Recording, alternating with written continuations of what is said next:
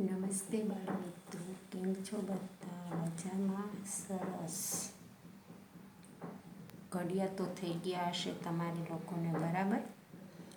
ઘડિયા વગર કંઈ થશે નહીં. આપણે શું શીખી છીએ? ભૂમિતિના પાયાના ખ્યાલો, બરાબર. એક રેખામાંથી બિંદુમાંથી અસંખ્ય રેખા પસાર થાય છે. પછી બંધ આકૃતિ એટલે કે બહુકોણ, ચતુષ્કોણ, આવું શીખી ગયા છીએ. તો હવે આપણે આગળ પેજ નંબર 29 અને દાખલા નંબર 14, પેજ 29 અને દાખલો 14મો. સૌથી પહેલાં ડેટ લખીશું. તો કઈ ડેટ છે આજે?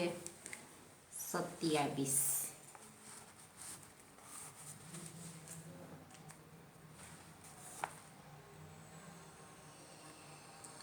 27/8/21, બરાબર.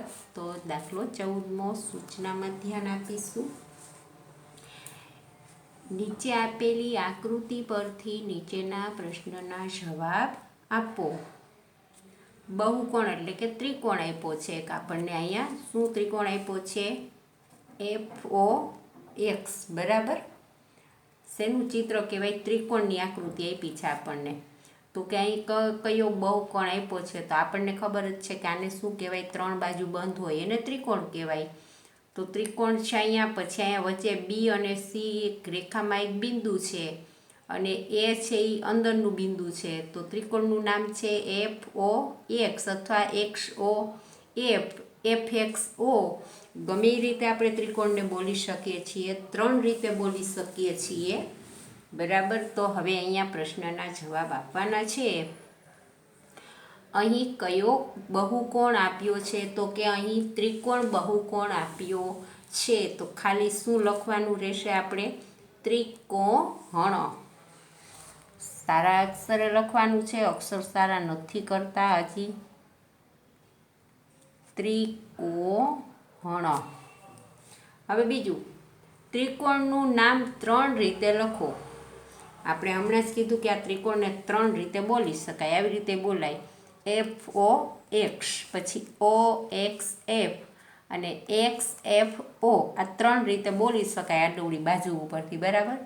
તો પહેલી રીતે ત્રિકોણ FOX થઈ ગયો બંધ ત્રિકોણ. તો અહીં પહેલાં ત્રિકોણની નિશાની કરી લખવાનું FOX.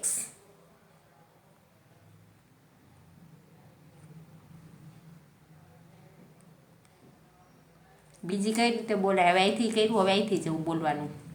OXF. ત્રિકોણ OXF, બરાબર. હવે ત્રીજી રીતે અહીંથી ચાલુ કરવાનો. XFO. ત્રિકોણ XFO. XFO થઈ ગયું. હવે બીજો પ્રશ્ન. ત્રીજો, ત્રિકોણના ખૂણાઓના નામ લખો. કયા ખૂણા છે? તો ખૂણો આ 1, આ 2 અને આ 3 ખૂણા થાય, બરાબર. ખૂણો F, ખૂણો O અને ખૂણો X, બરાબર. એ 3 ખૂણા થાય આપણે. તો અહીંયા લખવાનું ખૂણો F, ખૂણો X અને ખૂણો O.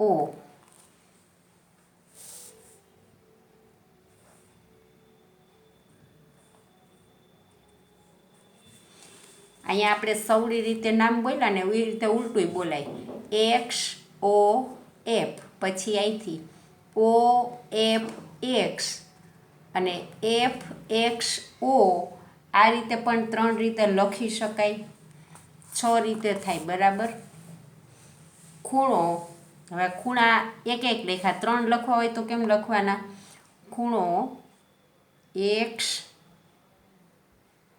XFO, પછી ખૂણો FOX અને ખૂણો OXF.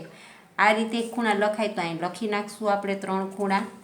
ખૂણો આ બીજી રીતે, આ X F O, X F O. હવે અહીંથી એફ ઓ એક્સ, ખૂણો પહેલાં એફ પછી ઓ અને પછી એક્સ. હવે ત્રીજો ખૂણો અહીંયા નીચે લખી નાખશું, O X F, O X અને એફ. થઈ ગયા ખૂણા. ખાલી એક ખૂણો બોલી શકાય અને 3 હોય તો 3. તો આ બંને રીતે આપણે ખૂણા બોલી શકીએ છીએ. હવે નંબર 4, ત્રિકોણની અંદર આવેલું બિંદુ કયું છે? તો અહીંયા અંદર કયું બિંદુ છે? અહીંયા દેખાય, ત્રિકોણની અંદર કીધું. આ તો તમને બધાને દેખાય જ છે કે કયું બિંદુ છે. આ બધાને આવડે, કાંઈ ન આવડતું હોય એને દેખાય કે આને શું કહેવાય? એ કહેવાય. એ તો તમને જનરલ બધાને ખબર જ પડે કે આ ત્રિકોણ છે એની અંદર કયું બિંદુ છે, તો કે બિંદુ એ છે. તો અહીં લખવાનું એ, બિંદુ એ. હવે નંબર 5, ત્રિકોણની બહાર આવેલું બિંદુ કયું છે? હવે બહાર કયું બિંદુ છે? આ તો ખૂણા છે, આ બિંદુની નિશાની કરી છે આપણને, બિંદુ કહેવાય. તો બહાર કોણ બિંદુ છે ત્રિકોણની બહાર? આ બિંદુ બી છે. અહીંયા 12 છે, બરાબર, એટલે બિંદુ બી. આ 12 અને આ ઉપર કહેવાય.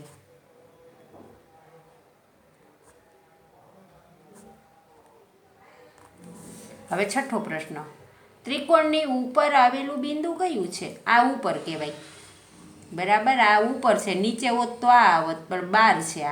આ ત્રિકોણની ઉપર છે, તો ઉપર કયું બિંદુ છે? તો કે સી બિંદુ છે, બિંદુ સી.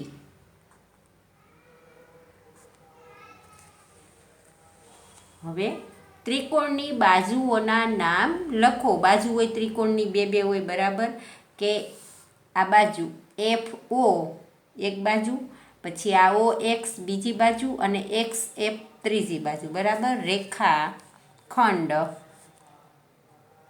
એફ ઓ, આ એક બાજુ. હવે આ બીજી બાજુ ઓ એક્સ, રેખા ઓ એક્સ. હવે ત્રીજું રેખા એક્સ એફ.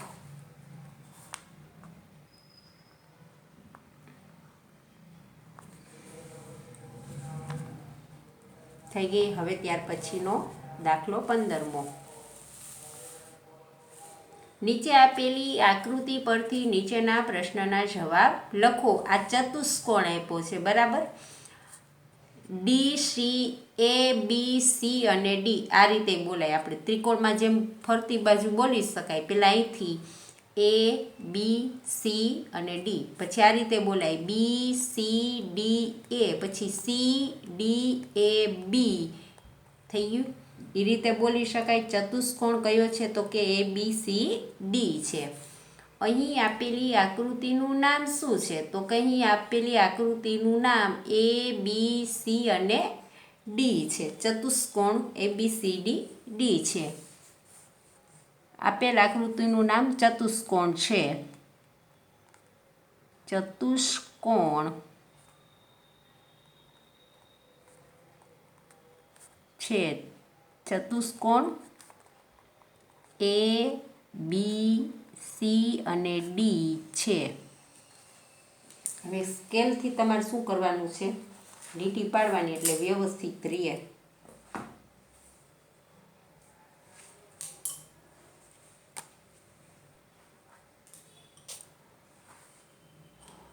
લીટી પાડી દઈશું આપણે, એટલે જવાબ સરખા લખાય. તમે લોકો પાડતા નથી તો પાડી લેવાની સાથે.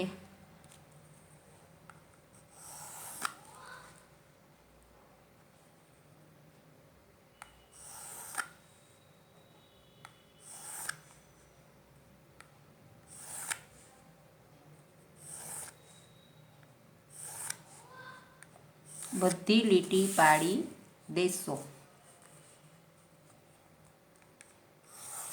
અહીં વચ્ચે એક વધારે પાડજો, કેમ કે પાસેની બાજુ હોય વધારે હોય તો જગ્યા જાજી છે તો લીટી પાડી દેવાની. થઈ ગઈ બધાએ દરેકને. હવે પ્રશ્ન બીજો, ચતુષ્કોણને કુલ કેટલી બાજુ છે? તો આપણને દેખાય જ છે કેટલી બાજુ છે, 4. આ 1 2 3 અને 4 અંદરની બહારની બાજુ જોવાની છે. કેટલી બાજુ છે? 4 બાજુ છે.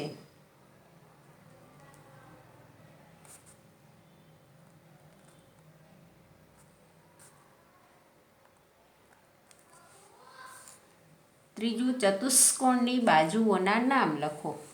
તો AB, BC, CD અને DE 4 બાજુ છે, બરાબર. રેખાખંડ AB,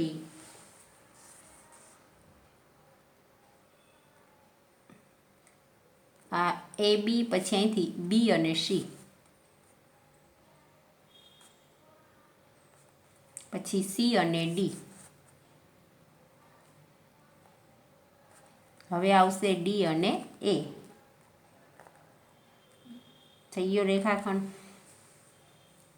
ત્યાર પછી પ્રશ્ન નંબર 4, ચતુષ્કોણને કુલ કેટલા ખૂણા છે? તો ખૂણા પણ કેટલા આવશે? આ 1 2 3 અને 4 જેવી ત્રિકોણમાં હતા એમ અહીંયા ખૂણા કેટલા છે? 4 ખૂણા છે.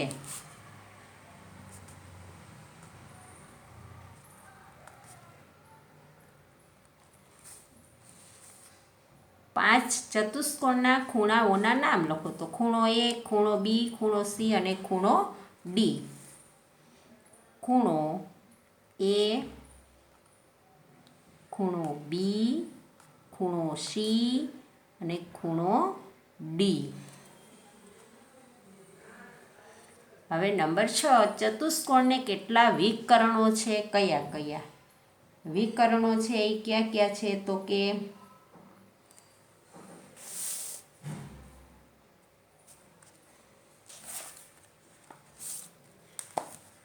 DA, એના વિકર્ણો કયા છે એ હવે આપણે કહેવાના છે ખૂણાના. દાખલા નંબર 15,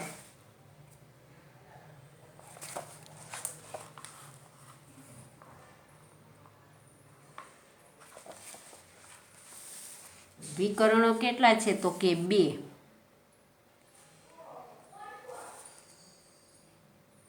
કયા કયા છે? AC અને આ AC અને આ D અને B, અથવા B અને D. રેખાખંડ AC અને રેખાખંડ BD.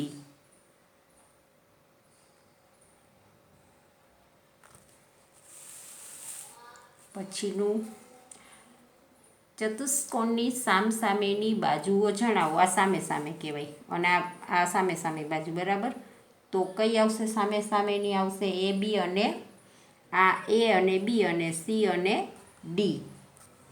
અને ઉલટું કરવું હોય તો B અને C અને D અને E સામે સામી બાજુ થાય, બરાબર. AB અને CD,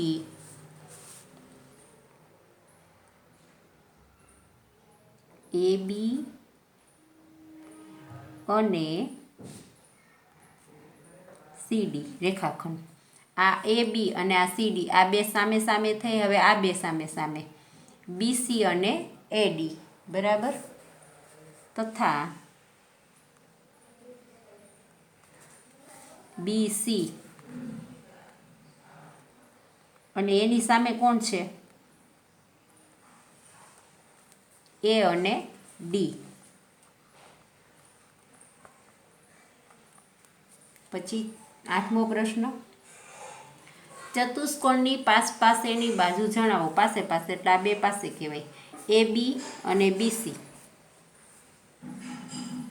AB અને BC,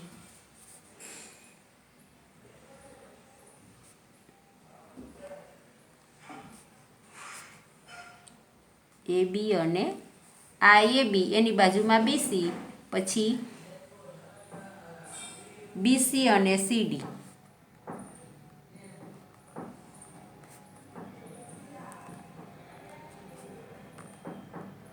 હવે DA અને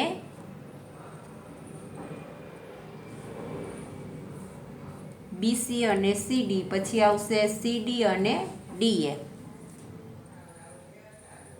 CD અને DA, DA અને AB, રેખાખંડ DA અને AB. હવે ત્યાર પછીનું ચતુષ્કોણના સામે સામેના ખૂણા જણાવો. તો ખૂણો A અને આ ખૂણો સામે, આ ખૂણો A એની સામે ખૂણો C અને Bની સામે ખૂણો D. ખૂણો A અને ખૂણો C તથા ખૂણો B અને ખૂણો D.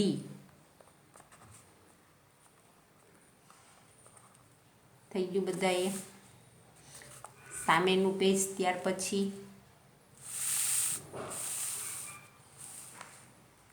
10મો પ્રશ્ન, ચતુષ્કોણના પાસેના ખૂણા જણાવો. પાસેના ખૂણા, ખૂણો A અને ખૂણો B. લીટી પાડી દો પહેલા.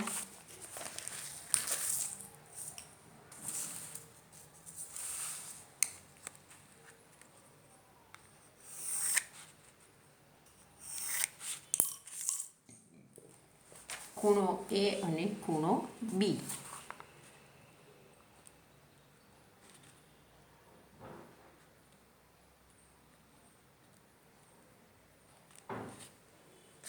ખૂણો B અને ખૂણો C.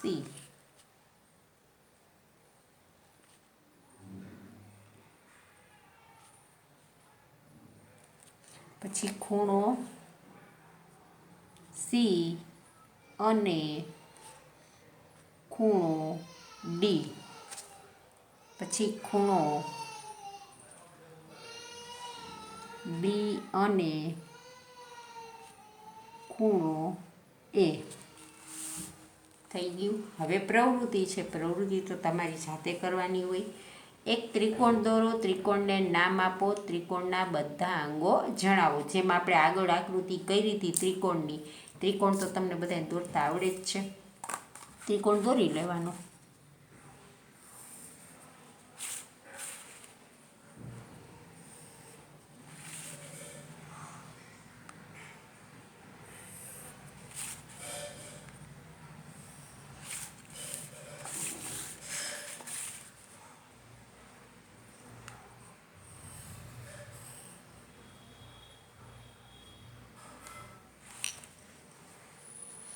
બરાબર. ત્રિકોણ ABC, આ A, B અને C. તો અહીંયા એક ત્રિકોણ દો, ત્રિકોણને નામ આપો. ત્રિકોણનું નામ આપ્યું ABC. ત્રિકોણના બધા અંગો જણાવો. એટલે ત્રિકોણ AB, ત્રિકોણ BC અને ત્રિકોણ CA. આ બધા એના અંગો કહેવાય. હવે એક ચતુષ્કોણ ગણો, ચતુષ્કોણને નામ આપો. આ ચતુષ્કોણના બધા અંગોના નામ લખો. ચતુષ્કોણની પાસેની સામસામેની બાજુ લખો. ચતુષ્કોણના સામેના અને પાસેના ખૂણા લખો. આપણે હમણાં ચતુષ્કોણ કર્યો જ દાખલા નંબર 15ની અંદર.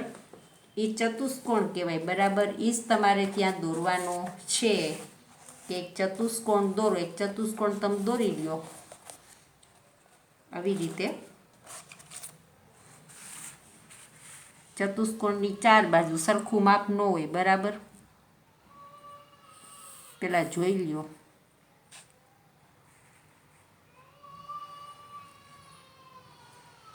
સહેજ આવી રીતે કરવાનો.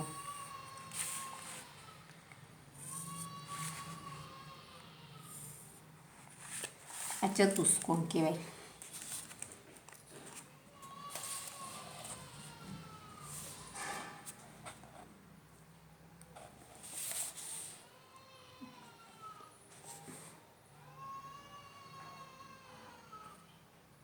KLMN એનું નામ આપી દો. કે એલ એમ અને આ એન, બરાબર. હવે એનું શું, એક ચતુષ્કોણ આપણે દોર્યો, આ ચતુષ્કોણ દોર્યો, ચતુષ્કોણનું નામ ત્યાં લીટી પાડી દો નીચે, 1 2 3 4 5 પાડી નાખશું.